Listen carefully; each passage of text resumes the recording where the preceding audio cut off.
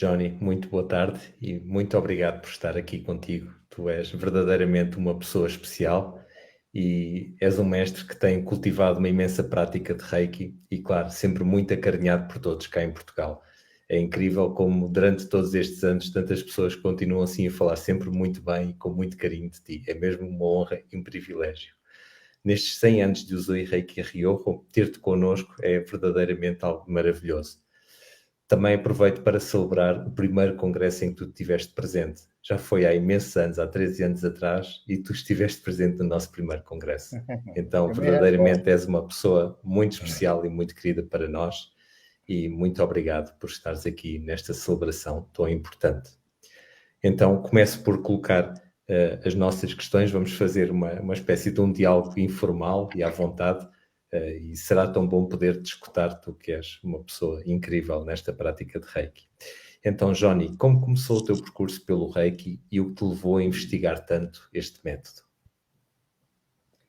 Ok, João, antes de mais nada, quero agradecer a você, né, pelo convite que você me formulou para que eu participasse desse evento, a nossa eterna gratidão, e dizer que eu gosto muito de você, simpatizo muito com a sua figura, com a sua pessoa, né? Eu me recordo muito bem da primeira vez que nós nos vimos, e eu estava lançando um livro, se eu não me engano, na FENAC, e uma pessoa falou que queria me apresentar um casal e me apresentou você e a Silvia. Acho que vocês estavam noivos, né? Isso faz muitos anos. Você não tinha fundado ainda. O congresso aconteceu há 13 anos atrás, o primeiro congresso da associação, e eu estive presente, e nós já tínhamos alguns anos de amizade. E isso com certeza aconteceu com você, de conhecer muitos visionários, né? Pessoas que queriam abraçar o planeta com o rei, que fazer e acontecer. E me apresentaram, e você veio com muita humildade, e falou, olha, não, eu estou criando uma associação e estou organizando. Aí eu falei, bom, mais um visionário. Eu pensei, mas não falei, né? E hoje eu tiro o chapéu para você. Eu viajei praticamente o planeta todo, né, pesquisando, difundindo o método Reiki. Acho que o Reiki me levou para 56 países. E hoje eu prego, sem sombra de dúvida nenhuma, que a associação, a organização de Reiki emblemática é a Associação Portuguesa de Reiki Monte Kurama. Eu tenho dito isso para os meus alunos, quando eu recomendo que eles procurem por você, procurem se vincular à associação, e já falei isso presencialmente nos congressos que eu participei, inclusive no congresso de Algarve, que foi antes da pandemia, que eu estive presente com um grupo de brasileiros, e eu prego isso, prego de coração, não é da boca para fora. Parabéns pelo trabalho que vocês desenvolvem. E quando as pessoas me perguntam, né, por que que eu continuo com esse vínculo todo exclusivamente com a Associação Portuguesa de Reiki? Porque eu conheci muitas organizações, né, e hoje eu estou totalmente voltado ao Japão. Eu costumo dizer que eu apontei a bússola, a agulha da minha bússola para o Japão, porque foi onde tudo começou, já faz alguns anos, e eu mantive essa relação com a associação, porque vocês vão pelo caminho da ciência. É o que eu falo, né? Eu sou um engenheiro, né, engenheiro agrônomo, fui professor universitário, eu gosto muito da ciência. Tem uma citação que, inclusive, é minha, que eu digo que a ciência é o caminho de se chegar a Deus pela razão. E eu gosto muito dos trabalhos científicos que vocês apresentam nos congressos, trabalhos desenvolvidos em hospitais, em núcleos, em universidades. E eu costumo dizer que eu sempre que vou a Portugal me apresentar num congresso, eu ensino um pouquinho, tento ensinar um pouquinho do que eu aprendi, mas eu aprendo muito mais do que eu ensinei. E eu saio diferente. Então, meus parabéns e só tenho a agradecer pelo convite. Você me fez uma pergunta, né? Sobre como eu cheguei no Reiki. Qual foi a pergunta mesmo, João? Exato. O que Portanto, me como levou a começou, pesquisar? exatamente, como foi o teu percurso e o que te levou a pesquisar tanto este método? Porque tu realmente foste das primeiras pessoas e a mais influente nesta investigação sobre a prática de Reiki. Bom, eu sempre gostei muito desde a época da engenharia, da ciência, da pesquisa, né, e da difusão. Em toda a área de conhecimento, eu costumo pregar que quando você retém alguma coisa, você perece. Então, quando você detém um conhecimento, e eu sei que você trabalha assim também, João, quanto mais você divide, a matemática no caminho da espiritualidade, ela é diferente. Quando você divide, você multiplica. Quando você detém o conhecimento e você compartilha esse conhecimento, e eu sempre gostei muito disso na minha área que eu comecei a militar, que foi a engenharia agronômica. Eu colei grau como engenheiro agrônomo, muito jovem, com 21 anos de idade, tive que estudar muito, entrei na universidade, fui aprovado com 16, já tinha perdido meu pai, minha mãe estrangeira, você conheceu a minha mãe, né? Minha mãe veio fugindo da Segunda Guerra Mundial, a mãe dela holandesa e o meu avô britânico. Ela veio no útero materno. Nasceu na Argentina, uns anos depois ela aconteceu um outro problema interno, que foi a queda do presidente Perón, e novamente a família se refugiou no Brasil. Então, minha mãe é uma refugiada de guerra, né? Ela primeiro veio da Holanda, da Inglaterra, com os pais dela, veio para a Argentina, onde ela nasceu, e depois da Argentina para o Brasil. E minha mãe, como refugiada de guerra, ela teve uma educação religiosa muito forte, mas a preocupação dela, principalmente depois que meu pai faleceu, foi que nós não passássemos fome, né? Meu pai faleceu e deixou ela com 4 filhos sem falar o idioma. Minha mãe não falava português.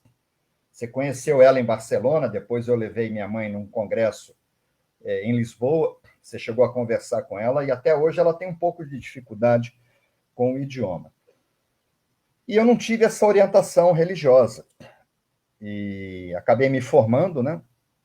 Muito, a cabeça muito mental, e precisava trabalhar. Em 1982, a internet começou 11 anos depois, e eu precisava de emprego, né? E eu sou, como engenheiro agrônomo, formado na Universidade Federal Rural do Rio de Janeiro. Você sabe que o Rio de Janeiro é uma região turística de carnaval, é uma cidade lindíssima, né? Tem problemas sociais, como toda cidade grande, mas é uma cidade conhecida como cidade maravilhosa, as praias. E como que eu iria trabalhar no Rio de Janeiro como engenheiro agrônomo? Ia plantar o quê? Onde, né? Aquela região montanhosa. Então, naquela época, havia umas telefônicas, que você entrava e telefonava, e havia umas listas que nós chamávamos de páginas amarelas. Eu não sei em Portugal. Eram livros enormes que tinham o nome de todo mundo, que tinha um número telefone fixo. Não existia telefone celular. E eu me recordo que eu fiz um trabalho de investigação. Eu sempre gostei muito da pesquisa. Entrei numa loja daquela, numa telefônica, e peguei todas as páginas que nós chamávamos de páginas amarelas, porque elas eram amarelas, e eu procurei na letra A, agropecuária, e vinha o nome limitado da sociedade, que eram as empresas. E fui em todos os estados, tá? Desde o sul, né? Que é o Rio Grande do Sul, que é o nosso Algarve, né? Até o Rio Grande do Norte, que é Trás-os-Montes, e por aí vai. Aí temos Minas Gerais, que é o nosso Alentejo brasileiro. Aí eu peguei os contatos das empresas, e eu me recordo que eu fiz um curso de datilografia. Você é mais jovem do que eu, não sei se você chegou a fazer curso de datilografia. Minha mãe me deu uma máquina de escrever Hamilton, né, antiga, e eu datilografei o meu currículo, tirei fotocópias, e eu mandei para o Brasil inteiro. E o universo, ele conspirou, olha só, né? Eu gosto muito de algumas citações de Albert Einstein, né? Que ele diz que Deus não joga dados com o universo. Isso quem falou foi Albert Einstein, que foi considerado a personalidade do século passado por 2 das maiores revistas científicas norte-americanas, como a pessoa que mais contribuiu positivamente para toda a humanidade no século passado. Então, eu gosto muito das citações de Einstein, né? E essa citação dele, que Deus não joga dados com o universo, é que nada acontece por acaso. O acaso, ele não existe. E eu mandei esse currículo para todo lugar e eu recebi 2 propostas de emprego. Na verdade, foram 3, aceitei 2 e foram para o Amazonas. E eu acabei me mudando, né, para o meio da floresta amazônica, imagina, numa época que não existia telefone, não existia luz elétrica.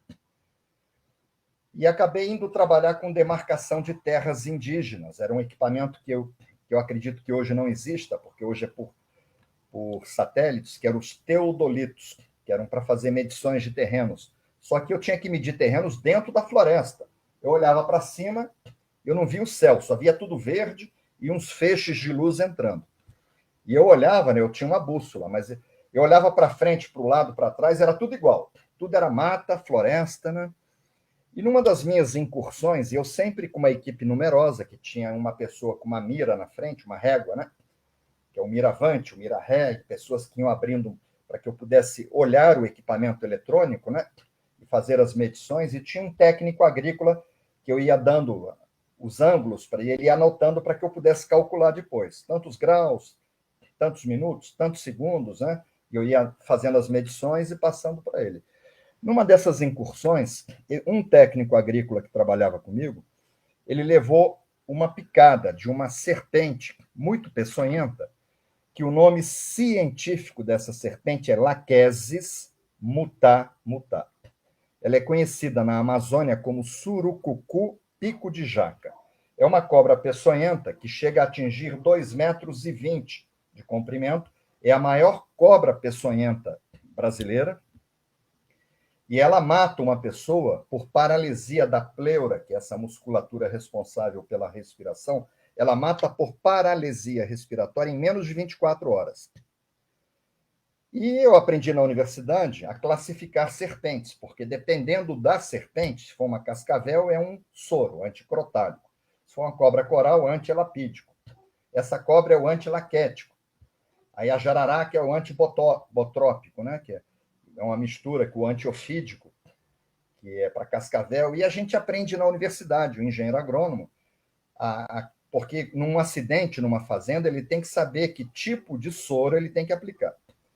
E a primeira preocupação foi caçarmos a cobra, e conseguimos capturar a cobra, e coube a mim, com 21, 22 anos de idade, classificar, e para minha surpresa e um susto, né, era a pior serpente, né?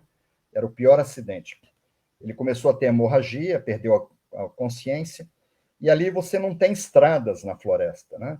A gente se desloca pelos rios em barcos de alumínio, que nós chamamos de voadeira, que vem tão rápido que parece que vai voar.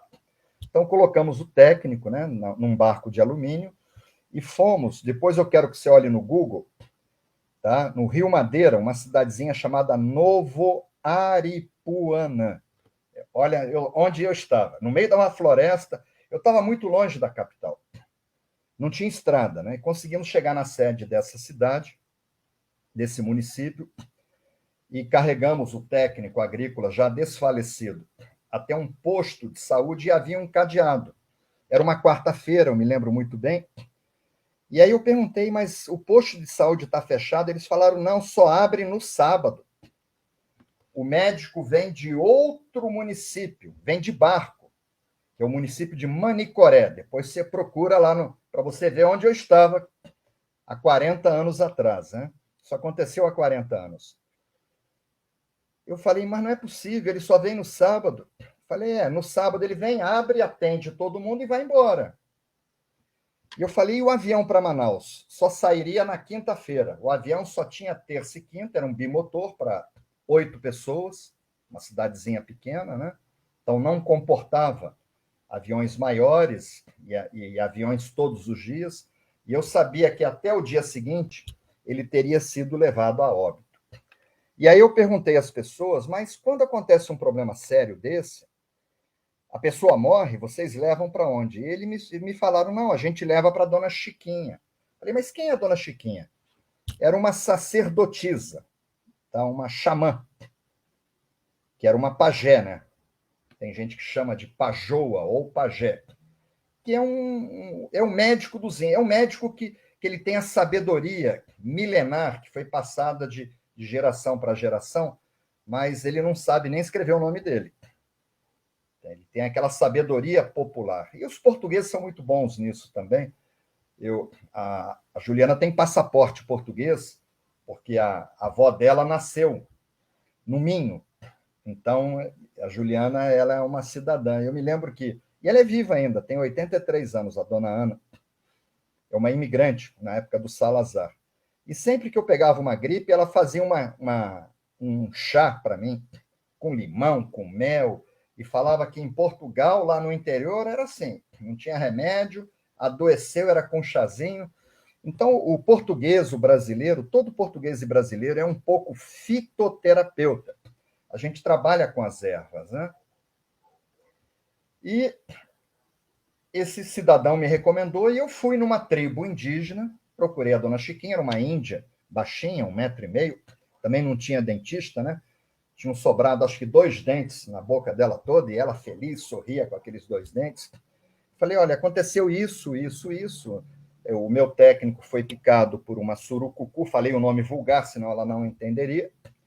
E a senhora tem como ajudá-lo? Ela não prometeu, como o reikiano nunca deve prometer cura, né? A gente fala, ó, vamos tentar ajudar, mas a gente promete, nem os médicos prometem. Ela falou, vamos ver o que a gente consegue fazer. E ela iniciou um processo de pagelança, com chocalho, sons, tambor, chocalhos. Ela não fumava, mas ela acendeu um cachimbo e ela jogava aquela fumaça com ervas que eu não conhecia, que eram muito aromáticas, né? E ela pegou algumas ervas e macerou com a própria boca, né? Colocando. Nós sabemos que o reiki pode ser aplicado pelo sopro, né? O kokiro, o sopro. Então, usando a boca dela, ela macerava e ela colocou aquela massa de ervas sobre a picada, tá? Preparou uma infusão com outras ervas, uma beberagem, um chá, né? E ela dava para ele beber, ele começou a ter convulsões e transpirar muito. Resumindo, ele não veio a óbito, só que na universidade eu havia aprendido que ele iria morrer. Ele quase morreu, né? Só que com a intervenção daquela Índia, eu acho que se a ciência investisse um pouco na Amazônia, a gente iria encontrar cura para muitas doenças, viu? A biodiversidade lá é uma coisa incrível. A fauna, a flora, os rios, é uma coisa maravilhosa. Esse meu técnico, ele perdeu a perna, né? A perna dele foi amputada, porque o tecido onde a cobra picou necrosou, apodreceu, ele teve que cortar a perna, mas não morreu. E aquilo me chamou muita atenção, né? Eu sempre fui muito curioso com essas coisas que eu não entendo, né? E eu queria entender, mas eu queria entender dentro de uma visão científica, sabe? Eu não queria assim que a própria dona Chiquinha, ela sabia fazer, mas ela não sabia explicar por que funciona. Não, meus avós já faziam assim, mas por quê? Porque os avós dele, aquilo foi passado de geração em geração. Ela não sabia explicar o princípio ativo de cada um daqueles vegetais, que era a andiroba, era a copaíba, urucum, eram plantas medicinais. Ela usou até uma essência de um peixe elétrico, tipo uma enguia, chamada poraquê. Depois você olha, é um peixe elétrico que tem na floresta, e ela te dá uma descarga, e ela usou uma essência, né? Uma massa desse peixe poraquê. E aí, em Manaus, eu procurei uma organização chamada Instituto Nacional de Pesquisas da Amazônia. Havia um cientista chamado Herbert Schubert, norte-americano, que era o diretor, e eles pesquisavam os aspectos fitoterápicos das plantas. E aquilo me chamou muita atenção, né?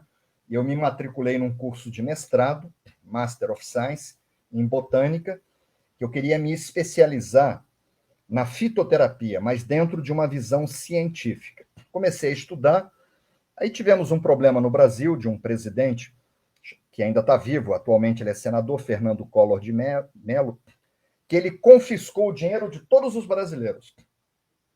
Ele foi na conta bancária, eu não sei se você chegou a acompanhar isso, na época o nosso dinheiro era cruzeiro, hoje é o real, ele deu 50 cruzeiros, eu já tinha a Juliana pequenininha, e a Diana, né, que hoje é médica, eram bem pequenas, e eu tinha que manter minhas filhas, manter a família. Com 50 cruzeiros, tive que parar de estudar para voltar a trabalhar. Procurei uma multinacional no interior, que era quem tinha condições de me pagar. Eu havia parado de trabalhar para estudar. Tive que interromper, mas aquilo me chamou muita atenção.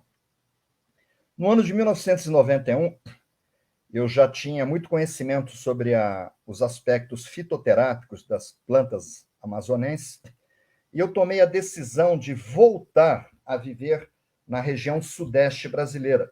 São 4.000 quilômetros de distância de Manaus, onde eu estava. Voltei para a região sudeste, que é a cidade que eu conheci, Rita, a cidade do meu pai, que é a cidade de Poços de Caldas, em Minas Gerais.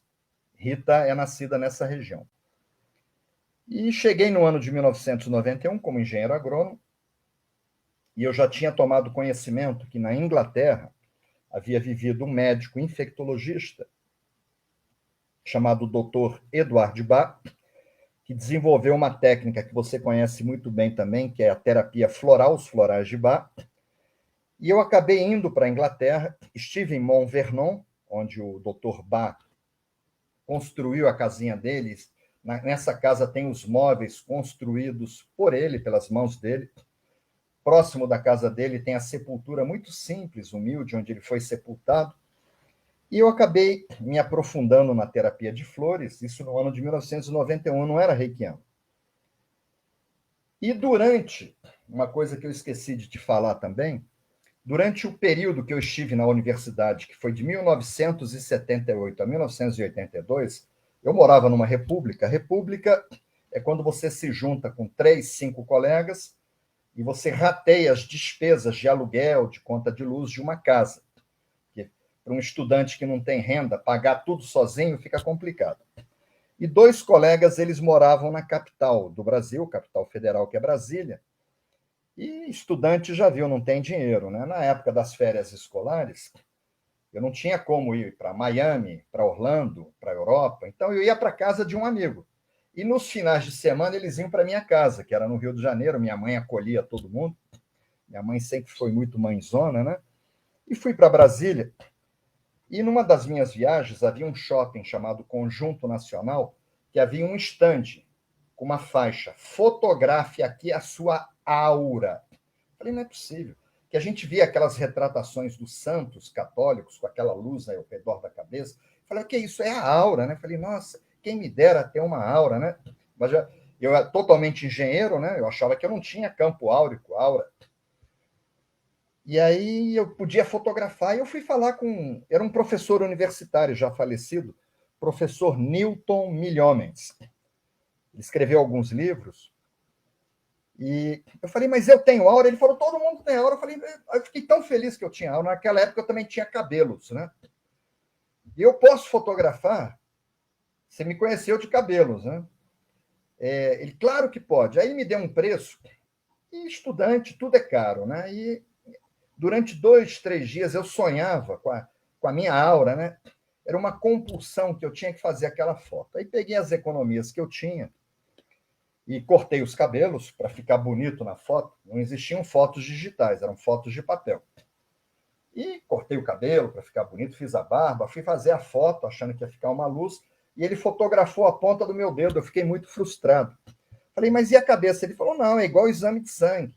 Se você tira um pouquinho de sangue do teu braço, você já sabe como está o sangue do corpo inteiro, não precisa tirar sangue da cabeça. A mesma coisa é a energia. Eu sabendo como está a energia ao redor dos seus dedos, eu sei como é que está a mesma energia ao redor da cabeça. Eu fiquei olhando, né? E me chamou muito a atenção. Aquela máquina chamava máquina Kirlian, em homenagem a um cientista russo chamado Semyon Davidovich Kirlian. E a máquina recebeu o nome. Só que hoje o nome científico dessa técnica é bioeletrografia. Bio de vida, eletrografia, a fotografia da eletricidade, da bioeletricidade de uma pessoa. E eu fiz essa foto no ano de 1980, e no ano de 1982, quando eu comecei a trabalhar no Amazonas, isso já estava alinhavado, eu comprei uma máquina usada desse professor, que ele tinha máquinas mais modernas. Eu falei, olha, quando eu ganhar um dinheiro, você me vende essa aqui de segunda mão. E eu comprei uma máquina e comecei a fotografar as pessoas, né? E a máquina, a fotografia, ela permitia verificar se a pessoa estava mais yang, mais masculina, positiva, ou mais yin, mais feminina. Aí, se estava mais yang, ela estava ansiosa, impaciente, agressiva. se estava maisinho, estava apática, melancólica, depressiva. E eu fotografava, né? E falava, oh, você está muito yang. Falei, e daí? Você deve ser muito ansioso, muito impaciente, hiperativo. Sou. Aí a pessoa, e agora? O que eu faço? E eu não sabia o que fazer. Aí o outro estava muito yin. Ah, você deve ter apatia, melancolia, desânimo, tendências. Eu tenho tudo isso. O senhor pode me ajudar? E eu não tinha como ajudar. E eu, com aquela máquina, eu fotografava pessoas. Eu cheguei a fotografar, para você ter uma ideia, João, 60 mil pessoas. Aqui em cima, você vai ver que tem uns álbuns aqui em cima. São de fotografias de papel, álbuns. É que eu não me preparei para te mostrar uma foto Kirlian aqui, de papel, né? Pois eu posso te mandar uma imagem de uma foto Kirlian. E aí eu cheguei à conclusão que eu tinha que diagnosticar o desequilíbrio energético. Se eu fosse diagnosticar uma patologia, uma disfunção do corpo, eu seria preso no Brasil por exercício ilegal de medicina. Tá? É Código Penal. Eu não poderia diagnosticar, você está com pancreatite. Tá? Aqui no Brasil, um agrônomo não pode, mas eu poderia diagnosticar desequilíbrios energéticos. Só que eu não tinha como ajudar as pessoas. Foi quando eu tomei conhecimento da terapia de flores. E quando eu cheguei em Minas Gerais, que eu resolvi voltar, eu não quis voltar para o Rio de Janeiro, em função de problemas sociais, violência, muita droga, uma cidade muito grande, muito bonita, mas muito problemática, e onde eu me criei, né? Então eu procurei uma cidade pequena, que eu queria dar uma boa educação para Juliana, para Diana, para as minhas filhas, como dei, e fui para a cidade do meu pai. Só que chegando lá, eu não consegui emprego como engenheiro agrônomo. Então, abri um centro de terapias, onde eu fotografava pessoas e eu passava uma receita de florais de bar. Isso no ano de 1991. E aí, eu atendendo pessoas, é uma cidade muito bonita, Poços de Caldas, onde as pessoas passam lua de mel. Então, eu nunca vi um casal de lua de mel com depressão. Ah, estou com depressão que eu acabei de casar. Eles estão eufóricos, né? Cheio de hormônios, serotonina, dopamina, endorfina, né? Eles estão naquela alegria. E eu atendia aquelas pessoas recém-casadas e eles me transmitiam uma energia muito boa. E eu sempre gostei muito da maçonaria, eu participava do Lions Club, que é um clube de serviço, e sempre gostei do karatê, né? Eu pratico karatê do Japão há 47 anos. E essas minhas atividades eram noturnas. Eu saía do trabalho às 18 horas e ia para uma reunião de maçonaria, de Lions Club, eu ia praticar esporte. No mês de agosto, por algum motivo, dizem que é o mês do desgosto. Aqui no Brasil, as pessoas não se casam em agosto. Elas gostam de casar em maio, que é o mês das noivas. Em agosto, ninguém casava. E não havia também férias escolares, que é o nosso inverno aqui. É diferente do hemisfério norte, que é o mês de julho. Então, mês de julho, a cidade ficava lotada, com famílias, era outro público, já não eram casais recém-casados. E agosto, as crianças já estavam na escola, não tinha casais, né, recém-casados, e o meu movimento, ele caía assim de 18, 14 atendimentos por dia como terapeuta, para no máximo 2. O nome disso é sazonalidade. Meses que a gente trabalha muito e meses que a gente praticamente não trabalha. E, misteriosamente, nesse mês de agosto, eu trabalhava muito pouco, atendia pouca gente, mas eram pessoas com depressão, com síndrome do pânico, pessoas que estavam separando, que estavam cheias de problemas, a empresa tinha falido, tinha perdido emprego, e as pessoas não estavam bem, estavam se alimentando mal, dormia mal, se alimentava mal, não praticava atividade física. E essas pessoas tinham uma baixa de energia vital muito grande. E eu fui entender isso depois, né? Quando a gente atende, a gente cria um rapport, uma interação de campos áuricos, seja na acupuntura, seja na psiquiatria, na psicologia, um dentista, um terapeuta, um reikiano. Jung falava, né? Conheça todas as teorias, domine todas as técnicas, mas ao tratar alguém, seja apenas uma alma tocando outra alma humana. Então, essa interação, tá? A doutora Bárbara Brennan relata muito bem isso no livro Mãos de Luz, você deve ter esse livro, capa azul da editora Pensamento. Eu me lembro de ter visto na FENAC, em Lisboa, esse livro, e eram vários exemplares, e alguns alunos que eu tive em Portugal, eles leram esse livro, e ela relata muito bem. E o nome disso é vampirismo eletromagnético. Você pega dois carros, um está com a bateria zerada e outro com a bateria. Aí você coloca os cabos, aqui no Brasil a gente chama de chupeta. Aí você consegue ligar outro carro. A energia vai da bateria que tem mais para a bateria que tem menos.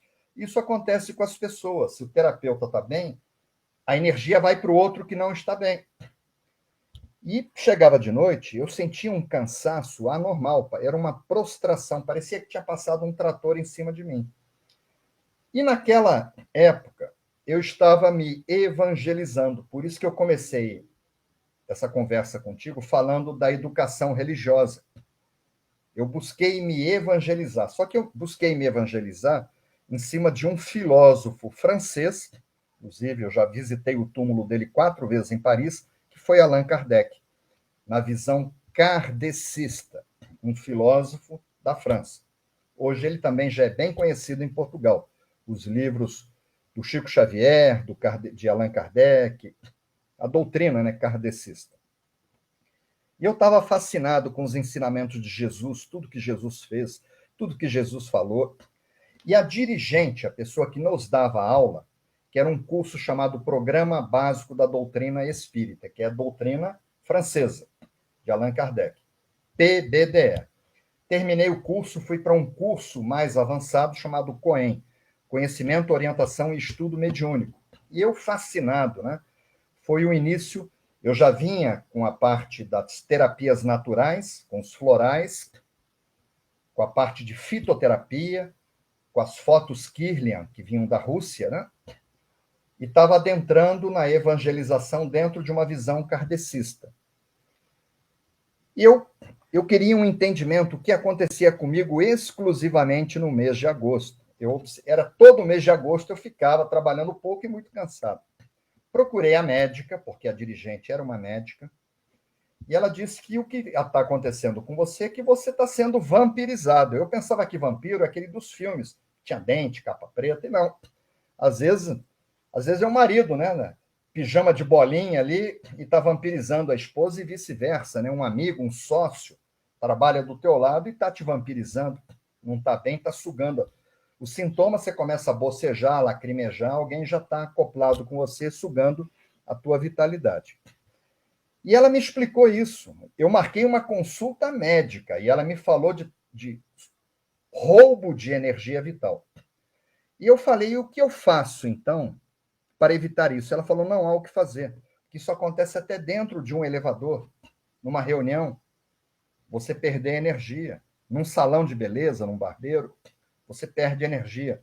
Quando você fica parado do lado de alguém por alguns segundos, ocorre esse vampirismo. Quando você está em movimento, não há tempo de haver o rapport. E aí ela me fala, você tem que fazer um curso de reiki. Eu falei, reiki? O que? Ele falou. Ela usava o R, assim, francês, não francês, o R japonês, reiki, né? Ela falava, eu que falo reiki, né? Mas ela falava reiki, bem americano, né? Japonês. Você tem que fazer um curso de reiki. Eu falei, mas o que é isso? Eu falei, é uma técnica japonesa, assim, assado, que você se toca e você repõe a energia. Eu falei, não é possível. Em quanto tempo? É muito rápido, é só você se tocar. Coloca a mão, reiki on, tira a mão, reiki off, acabou. E repõe. E eu fiquei olhando, falei, não é possível, né? E eu falei, onde que eu faço isso? É uma professora de reiki que mora em Niterói, que já foi a capital do estado do Rio de Janeiro. Tá? Houve uma fusão com o estado da Guanabara. Eram 2 estados que viraram um só, né? O Rio de Janeiro já foi a capital do Brasil, hoje é Brasília. E ela vem de Niterói, que é uma cidade muito grande, que fica no estado do Rio de Janeiro. E ela vem a Poços de Caldas, ela viaja o Brasil inteiro, lecionando o reiki, e ela vem a Poços de Caldas 2 vezes por ano. E ela vem o mês que vem. Só que eu tinha muitas empresas, sabe, João? Eu era representante de filmes fotográficos da marca Fuji japonesa, e tinha uma cooperativa de doces, queijos e vinhos. Eu tinha muita atividade comercial, laboral, o meu tempo era muito curto, né? E tinha que dar conta da família também. E eu me matriculei nesse curso de Reiki. Eram cursos bem caros. Eram muito mais caros do que são cobrados hoje no Brasil e em Portugal. Talvez, vamos falar aí, um curso de nível 1 equivalente a 400 euros, 350 euros, um curso de nível 1. Eu estou falando de 30 anos atrás, 29 anos atrás, né? E eu paguei a taxa de matrícula, e quando ela chegou, era um dia, eu era síndico do prédio, eu tinha reunião, eu não conseguia ir. E Juliana tinha 6 anos, a minha filha. E desde que ela pequenininha, que ela me acompanha, né, no trabalho. E eu chamei ela e falei para Juliana, eu acho que essa história você não sabe, João. Eu falei, olha, o papai tem um curso que me interessa muito, que é assim, você bota a mãozinha numa plantinha e cura a plantinha, cura um cachorrinho. Ela tinha um cachorrinho, nós tínhamos, né, cachorrinhos e plantinhas. E o papai, quando tiver com dor de cabeça, você vai tocar e vai sarar sem remédio. E eu não vou poder, eu preciso que você vá. E ela foi, com 6 anos, foi me representando sozinha. Lógico que eu deixei ela passou o dia no meio de adultos, fazendo curso, e ela já era alfabetizada, ela escrevia, né? Dentro do entendimento dela. E aí ela me representou, ela foi iniciada no nível 1 antes de mim. E eu sempre gostei muito de observar, né? Eu sei que você tem uma ligação forte com o budismo também. Eu também sou iniciado, só que sou iniciado na comunidade do Osho, sou sannyasi. E tem uma passagem de Buda que ele diz, e eu já tinha uma ligação forte com o budismo, já vinha estudando o budismo, que Buda dizia assim: nunca acredite em nada que mestre nenhum fale sem antes vivenciar. Então você escuta, e aí você vai lá, usa e observa. Se der certo, aí você acredita. E Buda, ele ensinava, e no final ele pedia para não acreditar, mas para usar e observar. E se desse certo, e hoje, quando eu dou aula de Reiki, eu peço para as pessoas não acreditarem. Ó, vocês usem, se der certo, venham fazer o nível 2. E 95% dos meus alunos de nível 1 fazem o nível 2. Isso porque eu peço para não acreditar. Eu estou agindo igual Buda recomendava, né? E eu não estava acreditando muito nessa história de Reiki, né? Era muito simples para ser real. E mandei a Juliana. Se eu soubesse que era tão bom, eu teria ido, teria cancelado os meus eventos. E aí, durante a semana, uma plantinha que a nossa secretária havia esquecido de molhar, aí molhou, ela já estava meia. Eu vi a Juliana impondo as mãos sobre a plantinha, eu fiquei olhando, eu, engenheiro agrônomo, e eu não acreditava que aquela planta tivesse recuperação. Em 1 hora depois, a planta estava como se tivesse nova. E aí eu tinha muito problema postural, né, para passar no vestibular, e assim, sempre gostei muito de massas. Meu pai era italiano, até hoje como muita pizza, essas coisas. Eu acho que o dia que eu fui almoçar com você, eu acabei comendo massa, não me lembro. E acabava me dando problema de refluxo, de digestão, aquela queimação. E aí eu pedi a Juliana para tocar e foi embora. Ela tocava na minha cabeça. E eu fiquei, entendeu? Não é possível, como é que pode uma coisa dessa, né? E aí eu procurei saber, a professora estava retornando 4 meses depois, me matriculei no nível 1, no sábado, ela autorizou que nós fizéssemos no domingo, caso nós quiséssemos. Logicamente, havia despesa, né? Acabei fazendo o nível 2 no domingo, com autorização dela. Ela morava em outro estado, né? Eu tinha que aproveitar a passagem dela. O nível 3A, ela pediu um período maior, aguardei 6 meses, fiz o nível 3A. Ela criava alguns entraves, né, para iniciar as pessoas no nível de mestrado. Foi aí, aquilo tocou o meu coração. Eu comecei a aplicar Reiki no meu corpo e no corpo das pessoas, as mudanças positivas que eu tive. Isso aconteceu no ano de 1993 e 1994. Foi aí que, no ano de 1995, eu já estava namorando Rita, né? Nós já completamos 25 anos de casado. Eu disse a ela que eu queria me tornar um professor dessa técnica. Eu era nível 3A, mas eu trabalhava como terapeuta, com as fotos Kirchner, já aplicava Reiki. Eu era um terapeuta Reiki. trabalhava com as fotos, com os florais, eu atendia. Com fitoterapia, eu prescrevia muitas infusões, muitos chás, né, como engenheiro agrônomo também. Isso me dava um certo lastro para que eu pudesse falar das plantas. E aí ela me acompanhou, eu fui iniciado por uma professora brasileira que estava com câncer, Sandra Olivieri.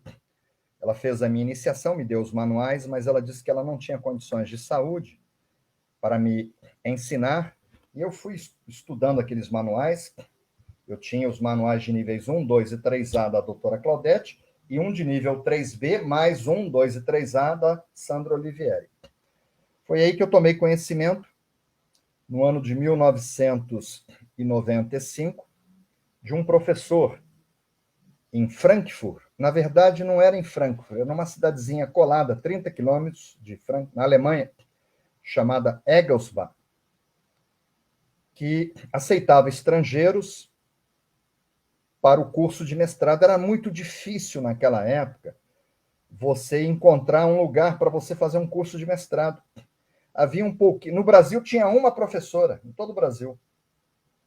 Isso há quase 30 anos atrás. Acho que Portugal devia ter uma meia dúzia no máximo, entendeu? Eu não sei, porque eu cheguei em Portugal anos depois, né? E aí um amigo meu, que trabalhava como comissário de bordo na Lufthansa, a empresa aérea, né, alemã, ele era meu cliente, ele recebia reiki das minhas mãos, ele era carioca, mas tinha um apartamento lá. Falou, não, é final de semana, eu vou traduzir para você. Aí cheguei à conclusão, né, que o barato sai caro. Não paguei nada e ele não traduziu nada. Ele olhava para mim, falava alemão, falava português com o professor. E, resumindo, eu, na hora do intervalo, eu me comunicava em inglês, né? Eu não domino totalmente, mas o meu avô era britânico, me passou, na minha infância, né, muita coisa do inglês, e eu tirava as minhas dúvidas, mas foi um curso que deixou muito a desejar pelo fato da limitação. Só que eu trouxe os manuais, mandei traduzir, e eu já tinha novos manuais. E, paralelo a isso, eu estava escrevendo o livro Reiki Universal, o meu manual. Ali estava nascendo o Reiki Universal. Desde o primeiro momento, as minhas observações. Foi aí que, no ano de 1996, foi em 96, eu tomo conhecimento de William Lee Rand. E estive em Michigan, na casa dele, ele me recebeu, ele exigia que nós refizéssemos os níveis 1, 2 e 3A, que era um compacto, que ele chamava de Advanced Reiki Training, treinamento avançado de Reiki. Então, era sábado e domingo, então nós fazíamos a revisão com os símbolos dos níveis 2 e 3A, e no outro final de semana era um intensivo de nível 3B. Fiquei de segunda a sexta-feira, aproveitamos, fomos conhecer Niagara Falls, né, as cataratas de Niagara, que é bem pertinho da fronteira com o Canadá. Foi uma viagem muito bonita. E aí eu já tive um entendimento, porque eu conseguia entender o que o professor estava falando, por falar em inglês. E aí me deu a base para que eu pudesse ensinar o Reiki. Um mês depois, eu publiquei o livro Reiki Universal. O Reiki Universal é um livro que foi publicado há 26 anos atrás. É um clássico aqui no Brasil, é um clássico na Espanha. Na Espanha chegou a vender, né? Quando eu falo Espanha, né, foi publicado em Madrid, mas ele é vendido em toda a América Latina, no México, até o Chile, Argentina, esse livro é vendido, né? No norte da África. E é interessante que naquela época eu não tinha computador, né? Eu escrevia à mão, depois eu não entendia a minha letra. Rita que tinha que entender o que eu escrevi para passar para uma digitadora. Depois eu comprei computador e eu não consegui mais o sucesso que eu tive com esse livro, que é o livro Reiki Universal. Ele está publicado pela editora Nascente, em Portugal. É um livro bem clássico, bem básico, porque é como tudo começou, as posições, né? A história de Mikao Sui. Naquela época, inclusive, eu tive que reescrever o livro, né? Porque nós pregávamos que Mikao Sui havia sido padre, depois nós descobrimos que ele não foi padre, que ele havia sido reitor da Universidade do Xixa, descobrimos que ele não foi reitor, e aí, à medida que iam saindo novas edições, eu ia corrigindo essas impropriedades, porque eu aprendi errado e eu ensinava errado, né? Só que a gente tem que ter essa humildade, né, de rever e corrigir, né, comunicar às pessoas, né? Ó, o livro agora saiu com adaptações importantes. No Brasil, ele está, acho que na 18ª edição, cada edição com 3.000 livros. É um livro de uma vendagem muito grande. E dessa forma eu venho ensinando o Reiki há praticamente 27 anos. Tem alunos que fizeram comigo níveis 1, 2, 3A e 3B, como fizeram com você também, João. E eu iniciei aproximadamente 18.000 pessoas diferentes. De 2 anos para cá, com a pandemia, comecei a fazer iniciações online, né? Só que eu gosto do contato presencial, de abraçar as pessoas.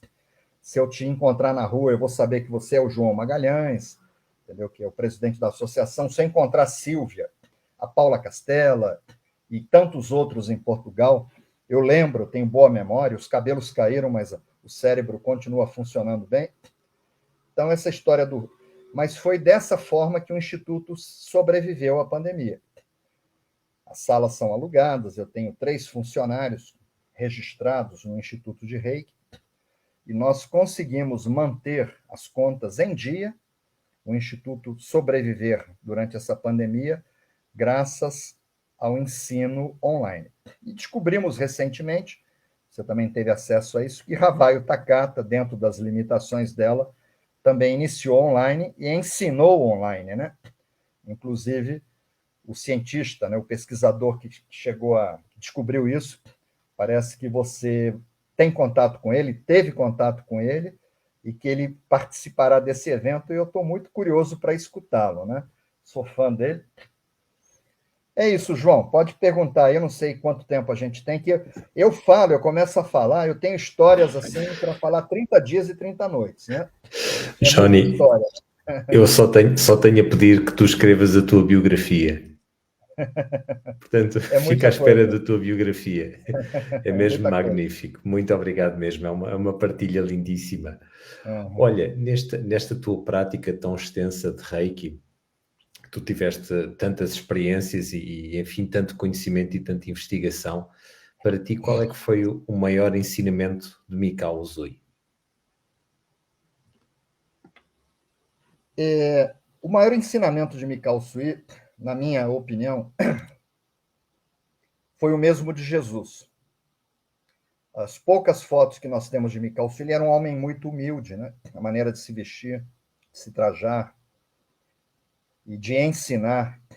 Jesus, quando teve que provar que ele era um mestre, ele lavou o pé dos discípulos, numa demonstração de humildade. E nós sabemos que Mikao Usui foi um homem extremamente humilde. Ele percebeu, ele recebeu há 100 anos atrás, nós estamos aqui por conta desse centenário, né? Dessa meditação que começou no mês de março e terminou em abril do ano de 1922. Ele recebeu essa iniciação no Monte Kurama diretamente do Criador. Tem uma história interessante, vou abrir um parênteses, que eu lancei o livro Reiki para Crianças. Foi o meu primeiro livro publicado em Portugal. E o primeiro na Espanha foi o Reiki Universal, capinha verde. E a Paula Amaro, nossa querida Paula Amaro da Diná Livro, se tornou minha aluna, né? Não sei, foi fazer o curso comigo lá, fez a foto Kirchner. E aí falou do pai dela, do seu Silvério, falou que era dono de uma grande editora holística, que é a Diná Livro de Lisboa, e se eu aceitaria vender o livro Reiki para miúdos. Eu não sabia o que era um miúdo. Né? É criança? É criança, aceito sim, né? Ela falou que o livro era muito giro, eu não entendia esses termos. Foi a primeira viagem que eu fiz a Portugal. E vendi o livro, né? E naquela época eu já tinha um computador, não era um notebook, era um computador antigo, já tinha os e-mails, e recebi um e-mail de uma criança portuguesa que havia lido o meu livro Reiki para Miúdos, que o livro era muito giro, e que a mãe dele era reikiana, e ele me deu o nome do mestre que havia iniciado a mãe dela. E que a avó, a mãe da mãe, também era reikiana, e me deu o nome de um outro mestre que havia iniciado a avó. e que ele já tinha lido o livro 3 vezes, procurando o nome do mestre de Mikao Sui, não achou. Então, a mãe dele não soube explicar, nem a avó, falou, escreve um e-mail, que estava lá o meu e-mail no livro, me mandou uma criança portuguesa de 8 anos. Eu cheguei à conclusão que a missão da Silvia, da sua esposa, né, ensinar para a criança é muito mais difícil do que você ensinar para os adultos. Eles fazem cada pergunta para a gente. Por que o mar é salgado? Quem que iniciou Mikao Sui? E eu não sabia a resposta. Só que na universidade, eu tinha feito um curso como estudante de pós-graduação em terapias naturais. Depois me tornei professor desse mesmo curso na Universidade de Castelo Branco. E eu tive um professor, ele era físico, ligado à física quântica, formado em física, mas ele dava aula de fitoterapia, a parte vibracional dos vegetais. E ele dizia para mim que o dia que eu não soubesse uma resposta, que eu procurasse na física. Porque Isaac Newton, René Descartes, Albert Einstein, eles eram conectados com Deus, com a espiritualidade maior. E eles tinham muitas respostas. E eu lembrei disso. Aí eu peguei um livro, né? Você vai ver aqui que eu tenho muitos livros aqui. Eu sou de uma época que não existia internet. Ó. Tudo isso aqui eu li para poder escrever, né? Eu peguei um livro que era a autobiografia de Albert Einstein. Fiz uma oração, agachou com o livro nas mãos, fiz a meditação, fiz a oração e abri. Eu abri exatamente numa citação, tá? Em que Einstein fala assim: Deus, o Criador, não escolhe pessoas capacitadas. Ele não esqueceu, ele não escolheu um reikiano. Deus capacita um escolhido. Então, Mikao Sui, ele era um escolhido.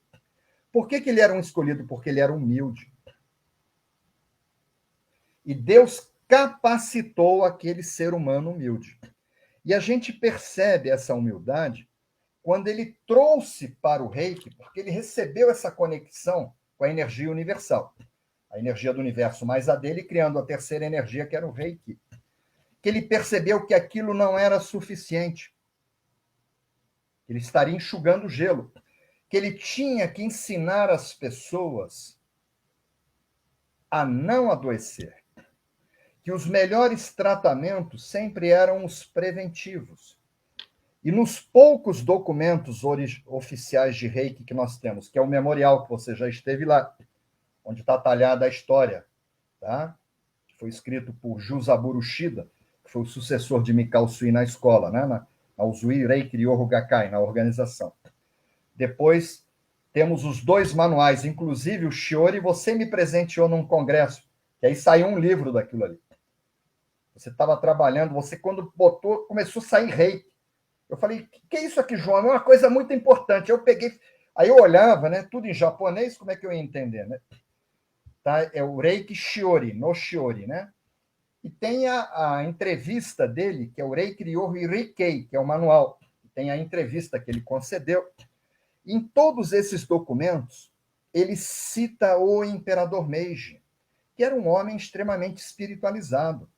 Ele escreveu mais de 100 mil poemas espirituais. Ele escrevia 80 poemas. Ele entrava em transe. Quando ele saía do transe, ele havia materializado 80 poemas misteriosamente.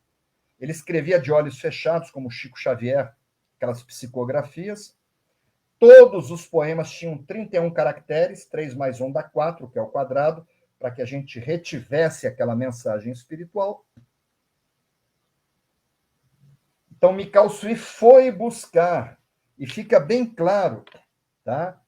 Que eram as orientações pregadas pelo imperador. E nós sabemos que o imperador Meiji, naquela época, não existia penicilina. Penicilina começou em 1945. O imperador Meiji morreu em 1912. Ele conseguiu modernizar o Japão, a população, a maior parte, 70% da população, era um camponês, adoecia, não tinha antibiótico. Então, ele ensinava as pessoas a não adoecer com os 5 princípios, que são os 5 princípios que ele chamava de 5 conselhos do imperador, que ele incorporou no método, que viraram os 5 princípios do Reiki. Então, essa história, essa humildade, ele ter trazido esse conhecimento, esses 5 princípios, que se a gente consegue viver de acordo com esses preceitos, a gente consegue evitar, no mínimo, 80% das doenças modernas. E me remete muito a outro cientista que viveu no planeta, que foi Isaac Newton. Isaac Newton, ele deixou para a gente as 3 leis de Newton. Só que tem uma citação que está lá em Londres, onde estão os restos mortais, e meu avô, que era britânico, falava, vá visitar. Quando fomos visitar, estava lá. Que ele pôde ver mais longe, Isaac Newton, hein? Pude ver mais longe porque estava de pé no ombro de gigantes, no plural. Olha a humildade de Isaac Newton, que ele chegou onde ele chegou graças a gigantes que ele se apoiou, que ele não venceu sozinho. E Mikao Sui, ele se apoiou no ombro desse grande gigante que foi o imperador Meiji, que foi o imperador de número 122. Tanto é que o Japão já teve, o atual é o de número 126. O pai dele ainda está vivo, mas está muito idoso. Se fosse feriado no aniversário de todo o imperador, o Japão não ia trabalhar nunca. Só que no dia 3 de novembro, que é a data de aniversário de nascimento do imperador Meiji, é feriado em todo o Japão, que é o Dia Nacional da Cultura. É um homem que contribuiu muito para o Japão, para a modernização do Japão, os primeiros títulos de terra, a atual bandeira, ele que desenvolveu, as primeiras ferrovias, ele que implantou, ele que proibiu o uso da espada, vinham samurais, tomavam um saquê, cortavam a sua cabeça, ele que proibiu, né, essa categoria dos samurais. Então, ele foi um grande homem, ele foi o responsável por toda a parte filosófica do Reiki, que são os 5 princípios, e por toda a parte espiritual do Reiki, que são os 125 poemas que foram selecionados por Mikao Sui. Ele pegou aquele universo de 100 mil poemas e selecionou 125. Então, aí já é uma outra conversa, entendeu? Eu precisaria de alguns minutos para explicar como é que foi tudo isso aí. Mas essa parte filosófica, que foram os princípios, e a parte espiritual, que foram os poemas, foram desenvolvidas pelo imperador Meiji. Agora, ele morreu, o imperador, em 1912. E 10 anos depois, em 22, é que Mikao Sui meditou e recebeu o reiki. Então, na verdade, o imperador não era um reikiano. Ele era um homem extremamente espiritualizado e um grande filósofo. E Mikao Sui mostrou para a gente o que a gente percebia na antiga Grécia, que a ciência, a religião e a filosofia devem andar de braços dados. E o próprio Einstein, tem uma citação dele, quem tiver dúvida é só buscar no Google, que a religião do futuro, religião vem de religare, reconexão com Deus. A religião do futuro será cósmica. Quem falou isso foi Albert Einstein, sem dogmas de teologia. E nós trabalhamos no Reiki com energia cósmica. Jesus, ele não era cristão. Buda não era budista. Eles trabalhavam com a energia de amor. Nós adensamos a energia do universo no chakra do amor. Toda energia de cura é uma energia de amor. Então, a gente nota que coube essa escolha de Deus, que Deus capacita um escolhido. Por que Mikao Sui foi escolhido? Há 100 anos atrás, porque ele era humilde. Então, para mim, o principal... E eu vou mais longe ainda, sabe, João? Por que eu gosto de você? Por que eu gosto do João da Magalhães? Porque eu vejo em você uma pessoa humilde. Quando você se apresenta num congresso, a maneira de você se vestir, com humildade, a maneira de você se apresentar, nunca se colocando como protagonista, nunca se colocando como superior, pegou a sua organização e você fragmentou, entregou os núcleos para pessoas administrarem, então você não é a estrela que brilha sozinha. E eu percebo, tá? Essa particularidade, essa virtude de Mikao Sui, eu percebo ela em você, tá? Então, quero te parabenizar. E é o que eu acho que Mikao Sui trouxe para a gente, né?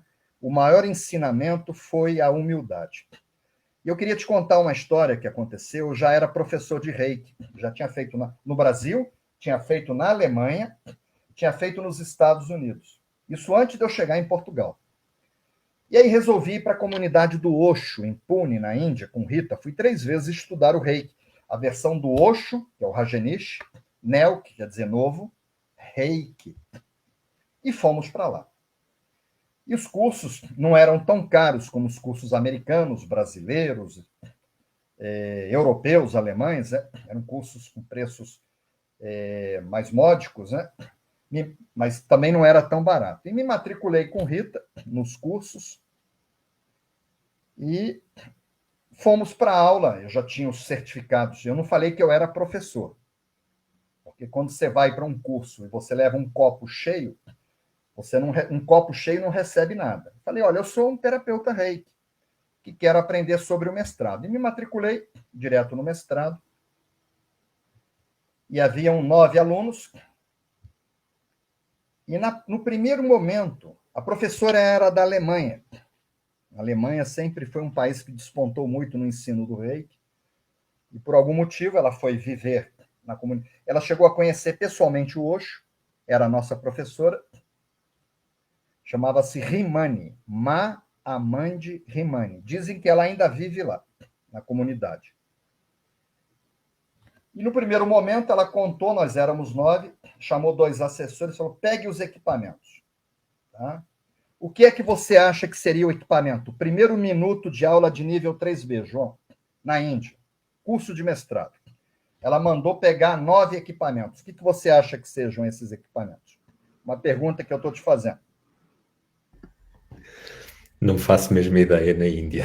Olha, trouxeram 9 baldes, 9 vassouras, 9 panos de chão, 9 escovões, 9 rodos. E ela falava em inglês, né, com sotaque, eu também com sotaque, sou brasileiro. E ela falou, vocês vão lavar o banheiro. Eu falei, mas como é que é lavar banheiro? Eu falei, olha, eu tô matriculado num curso de Reiki, Healing Hands, me calcula. E ela falava banheiro. Eu falei, não é possível, ela não está entendendo o meu inglês, porque the book is on the table, todo mundo sabe. Mas vai falar chakra coronário em inglês? Tem gente que sabe, você sabe, mas tem gente que não sabe. E aí eu me explicava, ela me mandava para o banheiro. Só que durante um ano, eu fui piloto de aviões, sabe, João? E eu tive uma vinculação com o meio militar. Eu não queria ser militar, mas fui convocado, já era piloto, me colocaram como segundo tenente. Eu tenho 320 horas em comando de aviões. Isso antes da Juliana nascer. Juliana nasceu em 86. E no meio militar, o que é que eu trago de bom? O que eu aprendi? Eu aprendi a obedecer. Porque você só sabe mandar se você aprende a obedecer. Se você não aprende a obedecer, você nunca vai saber mandar. E no meio militar, um tenente ele tem que cumprir a ordem do capitão, que cumpre a ordem do major, do coronel, até o brigadeiro, o general. Você não tem que questionar, você tem que cumprir a ordem, você tem que obedecer. A ordem vem de cima para baixo. Uma empresa, né? O diretor dá uma ordem para o gerente dá ordem para o porteiro. E eu falei para ela, a senhora tem certeza que eu tenho que lavar o banheiro? Are you sure? Ela falou, tenho. Eu falei, então eu vou lavar o banheiro. E eu nunca tinha lavado um banheiro, sabe? Na hora que eu entrei, não sei se você sabe que indiano come muita pimenta. Eu acho que nós fomos comer num restaurante indiano, né? E aí você já viu, né? As fezes de quem come muita pimenta. Na hora que eu entrei naquele banheiro indiano, a impressão que eu teve é que eu estava atingindo o nirvana, a iluminação. Aquele cheiro. Eu falei, eu estou aqui no umbral inferior, né? Não pode ter um lugar mais fedorento do que esse, não, no planeta todo, né? Mas eu tinha que lavar o banheiro, comecei a jogar aqueles produtos químicos e lava, e o banheiro começou a ficar limpo, eu fiquei todo molhado, Rita me ajudando, né? Sempre do meu lado. E ela chegou lá no banheiro e eu estava feliz, porque eu estava de férias, estava na Índia, entendeu? Eu não estava tão feliz de lavar o banheiro, mas estava lavando, porque ela mandou. E aí ela olhava para mim, né, alemã, e eu falava assim, o banheiro está ficando bom? Ela falou, está ficando bom. Eu falei, a senhora quer que eu lave a sua cozinha? Ela falou, o senhor lava a cozinha? Eu falei, olha, eu nunca lavei cozinha, eu nunca lavei banheiro, mas a senhora mandou, aproveita que eu estou todo molhado, já estou lavando qualquer coisa, já lava a cozinha. Ela falou, não, ficou bom, né? Eu me recordo que na hora que o banheiro ficou limpinho, veio um tailandês usar o banheiro, né? E eu, karateca, né? Não deixei ele usar. Falei, 2 horas limpando o banheiro, vem você deixar o banheiro fedorento? Coitado do Thailand. E ele chegava a estar pálido, né? Acho que estava com diarreia, coitado, né? Eu fecho os olhos e vejo aquela silhueta. Falei, vai procurar outro banheiro. Virei o obsessor vivo do banheiro. E aí ela falou, o senhor pode voltar para a sala de aula. Aí quando eu cheguei na sala de aula, ela começou a dar aula de reiki. Aí eu falei, professora, senhora, desculpe, nós somos 9 alunos, só tem 7. Ela falou, não, nós sabemos. Eu não vou falar o país, não é Portugal e não é o Brasil. Tá? Muita gente vai estar me assistindo, então eu vou preservar, porque eu conheci muita gente boa desse país. Mas um dia eu te conto, almoçando contigo em off, te conto o país. As duas do mesmo país. Uma dentista e uma advogada falaram que estudaram muito e que banheiro elas não lavariam. E que aí a professora devolveu cada centavo, devolveu o dinheiro e falaram, vocês não têm a humildade necessária para se tornarem boas professoras de reiki. Então está aqui o dinheiro de vocês, procurem um caminho espiritual, voltem daqui a 5 anos, quando vocês estiverem mais espiritualizadas, mais maduras, que por enquanto vocês não têm condições, vocês vão se sentir superior aos alunos. Vocês vão se sentir poderosas, superioras. E aquilo me chamou muito a atenção, né? O fato daquelas duas colegas de turma, a humilhação, eu não presenciei, mas a professora nos contou que ela fez isso, de devolver o dinheiro, porque elas não tiveram a humildade. Então, a primeira prova que nós passamos na Índia, para que nós nos tornássemos professores, mestres de reiki, eu já era, mas eu não comuniquei, foi a prova que nós fôssemos humildes. Fôssemos humildes. E você hoje me disse em off, nós não estávamos gravando, eu trabalhei muito em Portugal, e eu tenho vários amigos, assim, que sempre que eu vou a Portugal, faço questão de almoçar com eles, jantar, nem que seja meia hora, uma dessas pessoas é você. E, para mim, se eu não ver essas pessoas, é como se eu não tivesse ido, né? E você fala que as pessoas falam de mim até hoje. Eu já estou meio que aposentado. Eu já não aceito mais trabalhar fora do Brasil, e mesmo no Brasil, só em 2 cidades. Rita e eu ficávamos muito cansados. E provavelmente, né, eu devo ter marcado uma época em Portugal pelo amor, né? Eu sempre ensinei o reiki com muito amor e nunca me coloquei numa situação de superioridade, de autoridade. Eu sempre evitei ser o protagonista, evitei, né? E eu sei que você age assim também, viu, João? Eu percebo isso em você. Então, eu acho que esse foi o maior ensinamento que Jesus nos deixou e que Mikao Sui nos deixou, a humildade. O mestre de reiki, o bom mestre de reiki, ele não deve ser protagonista, ele deve ser humilde. Ele não deve se sentir superior aos alunos, porque ele só é mestre porque ele tem os alunos e vice-versa. É isso, João. Espero ter respondido a sua... Eu não sei quanto tempo eu tenho, eu estou vendo aqui que a gente está com 1h08. Eu já falei que eu tenho muito assunto, viu? Se você for me fazendo perguntas, eu falo a noite inteira contigo. Johnny, eu vou ter que insistir novamente na tua biografia. Vais ter que escrever a tua biografia. Rita pede isso para mim. A minha esposa, né? Eu não teria chegado onde eu cheguei, né, no reiki, se não fosse a ajuda de Rita. Você conhece ela pessoalmente, sempre que nós nos encontramos, ela está do lado. E eu fico muito feliz quando eu encontro você com a Silvia, que eu noto que você tem uma relação com a sua esposa muito parecida, isso é fundamental. Eu sei, o Instituto não seria o que é se não fosse a minha esposa, e a associação não seria o que é se não fosse a Silvia. É verdade. Tá? É verdade. Então, eu acho muito bonito isso, sabe? Muito obrigado. Isso. Olha, Johnny, para nós terminarmos, nós estamos a falar de 100 anos e do legado do Mestre Usui. Tu também nos deixaste um enorme legado. mas também deixaste outro legado, que é a tua filha, a Juliana. E então ela tem feito um percurso bastante grande, não é? Tu agora até relataste aquela história que eu não conhecia dela ter aprendido Reiki assim tão pequenita.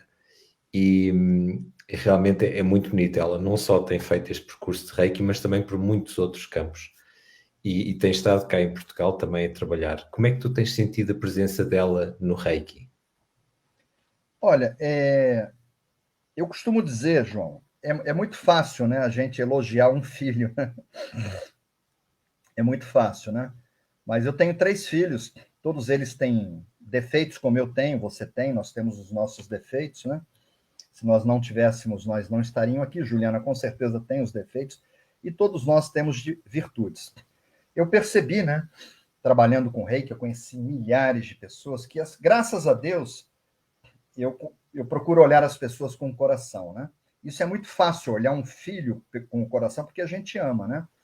E eu procurei olhar as pessoas assim, eu percebo que as pessoas têm muito mais virtudes do que defeitos, né? Mas eu noto na Juliana muitas virtudes, né? A Juliana, ela tem o poder de transformar as pessoas. E a primeira pessoa, assim, eu já era casado, né? Ela foi a minha primeira filha, mas minha mãe tentou uma transformação em mim, ela me educou muito bem, né? Os meus avós, os professores de universidade. Mas a Juliana, com 4 meses de idade, 4 meses, quando ela me deu o primeiro sorriso, naquela época eu pilotava aviões, né? Ainda pilotava, e eu era um fiscal federal, era uma vida um pouco perigosa que eu tinha, né? Trabalhava no governo, multando pessoas, né? Mas eu continuava pilotando, e era uma vida muito. Era perigoso, sabe? Eu colocava a minha vida em risco, e eu não ligava muito. A mãe dela, uma pessoa fisicamente muito bonita, né? Eu falava, se ela ficar viúva, ela casa de novo, né? Mas quando a Juliana ela deu um sorriso para mim, ela transmitiu para mim uma energia magnética que atingiu meu coração, e eu tive uma transformação. A partir daquele momento, que foi no ano de 1986 que nasceu, ela nasceu em agosto, isso aconteceu mais ou menos no final do ano, eu larguei a aviação e tomei a decisão de me mudar para essa cidadezinha pequena que eu te falei, onde eu conheci Rita, né?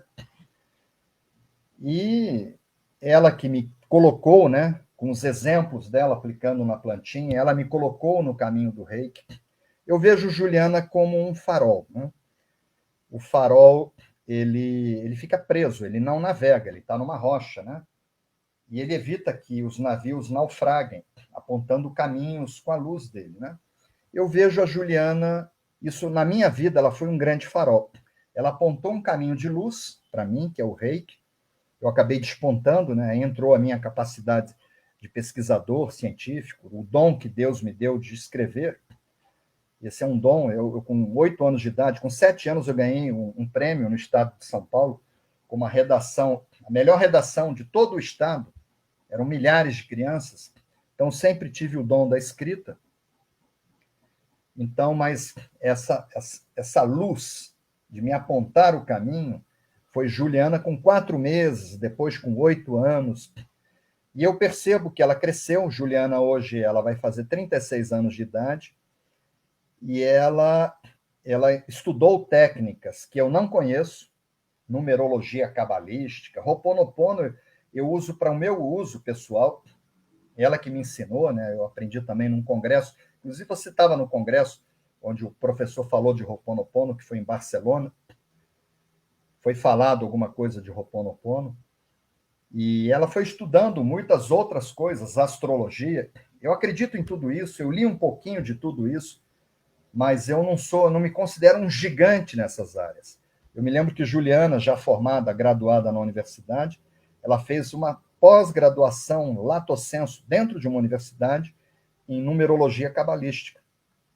E ela conseguiu juntar todos esses conhecimentos, ela é muito estudiosa, e esse dom de transformar as pessoas, eu noto que as pessoas se aproximam dela pedindo ajuda e ela, de alguma forma, ela transforma positivamente aquelas pessoas. O universo conspirou, né, para que ela fosse morar em Portugal. Para mim, foi duro isso, né? Porque eu gostava de vê-la, eu encontrava com Juliana todo mês, cada 15 dias, o meu netinho, Aí o Cleiton, o meu genro, consegue um emprego em Castelo Branco, com o governador, né? O Paulo convidou ele, e ele já foi contratado, ele já saiu do Brasil contratado, ele é um doutor, havia um problema nas cerejeiras e ele resolveu rapidamente uma doença que estava dizimando as plantações de cereja lá, e ele conseguiu resolver, colhendo células de plantas saudáveis, que eram mais resistentes, ninguém sabe porquê, né? E fazendo enxertos em laboratório, distribuíram as mudas e ele conseguiu solucionar. E Portugal realmente é um país fascinante, né? A beleza natural, o povo, a história, né? A gastronomia, os vinhos, tudo me cativa, tudo cativou eles também. E eles tomaram a decisão, né, de educar o filho deles, que é o Lorenzo, que você conhece, em Portugal. Eles têm o passaporte português, né, por conta dos avós maternos das Julianas, que são nascidos, né, na época do Salazar. Muitos portugueses vieram viver no Brasil e continuaram aí, que se casaram, tiveram filhos, né, e esses filhos de imigrantes, netos, Portugal reconhece como cidadão, né, com a naturalidade, né, a cidadania. Então, Juliana está muito bem, está feliz, né? E para mim foi duro, mas era uma coisa de egoísmo, né? Eu gostava de vê-la, de estar perto do meu neto, perto dela, mas foi bom para eles, né? E eu noto que ela tem feito um trabalho muito bonito em Portugal, um trabalho de transformar as pessoas, como ela me transformou, né? Do jeitinho dela, com 4 meses num berço, depois com 8 anos aplicando o reiki na plantinha. É um dom que Deus deu para ela, né? De apontar caminhos para as pessoas. É isso, João. É É mesmo. muito fácil falar dos nossos filhos, né? Johnny, realmente só tenho mesmo a agradecer-te por estares aqui connosco nestes 100 anos, que é uma celebração tão bonita e principalmente poder fazê-lo contigo, e espero que possamos estar juntos ainda este ano presencialmente, não é? Podermos dar aquele abraço, que será com todo o gosto. Com certeza. Eu peço desculpas assim às pessoas que vão nos escutar, porque eu acabei não falando sobre um tema, né? Porque quando eu vou a Portugal a seu convite, você sempre me dá um tema. Tá? O tema é esse aqui. Aí eu vou lá e falo sobre aquele tema. E a gente ficou conversando sobre um assunto, sobre outro assunto, né? Espero que as pessoas gostem, que é um pouquinho da minha história, né? Como é que eu cheguei, né? É um fragmento da minha trajetória, né? Com a Juliana, contigo, da nossa amizade, né? Mas é isso, João. Em dezembro, se Deus assim permitir, estarei em Portugal para visitar a minha família, visitar os amigos, né? Tratar de algumas questões literárias com as editoras e vamos ver se a gente se vê pessoalmente, né? Como Desejo acontece. mesmo que sim, Johnny. Muito obrigado. Olha, muita saúde para ti, para a Rita, para toda a família e sempre muito reiki, tudo muito bom para vocês. Mesmo E muito aqui, né? obrigado por tudo. Eu queria chamar só a atenção antes de fechar, né? Sobre o tema que você me pediu, o privilégio de estarmos vivos, né? Encarnados e trabalhando com reiki, que muita gente começou e desistiu, né? Achando que reiki é milagre. Reiki não é milagre, reiki é tratamento, né? O privilégio de estarmos vivos e trabalhando, né? Quantos anos a gente está trabalhando com reiki? No ano em que o reiki completa 100 anos do seu descobrimento. Então é um privilégio, né? E eu quero cumprimentar todos que estarão nos escutando por estarem compartilhando conosco esse momento dos que estamos celebrando os 100 anos da descoberta do reiki. Então é isso, João, e a todos que estão nos escutando.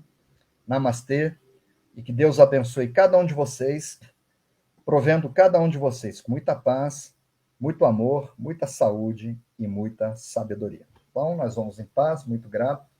Estamos à sua disposição, João, quando precisar da gente aqui Muito mais uma vez. obrigado. Muito obrigado.